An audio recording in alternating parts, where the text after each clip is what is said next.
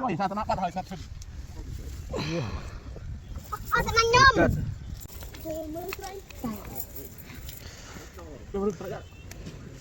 ថ្ងៃនេះអបសុកពេកទីម៉ូតូជិះទៅមើលគេបងត្រីនៅខាងកើតភូមិ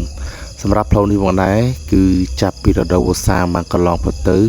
គឺផ្លូវនេះហាក់ដូចជាមានការខូចខាតជាច្រើនកន្លែងផងដែរបងប្អូន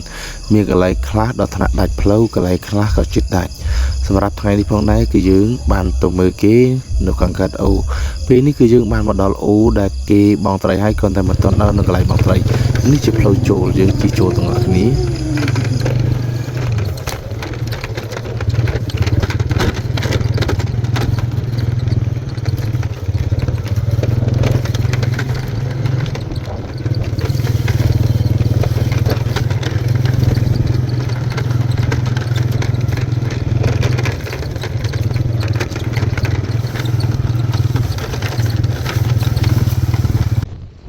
ពេលនេះគឺយើងបានមកដល់កន្លែងគេបងត្រីបងប្អូន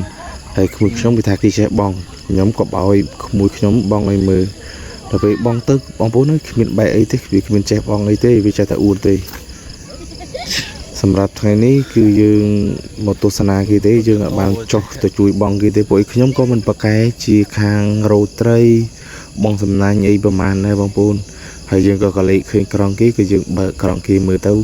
បានត្រីគួរសមដែរបងប្អូនប្រហែលជាមួយសម្លពីរសម្លដែរហើយយ៉ាងណាក៏ដោយបងប្អូនថ្ងៃនេះគឺគ្មានកម្រងអីមកចុះទឹកបងត្រីនឹងគេទេបងប្អូនគ្រាន់តែចង់រំលឹកចង់ relax ជាមួយនឹងការមកមើលគេបងត្រីហើយសម្រាប់អូនេះផងដែរគឺគេហៅថាអូតាម៉ាសម្រាប់កាលនៅពីកុមារគឺតែងតែមុជទឹកលេងពួននឹងចាប់អីជាមួយនឹងក្មេងៗមកសកលគ្នាសម្រាប់នៅទីនេះគឺសម្បូរជាងគេគឺត្រីសហើយសម្រាប់ត្រីផ្សេងគឺមិនសូវជាសម្បូរអីប្រហែលទេបងប្អូន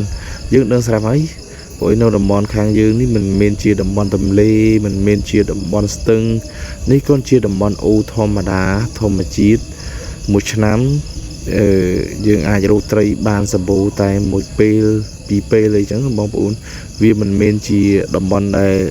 ខែណាក៏សម្បូរទេ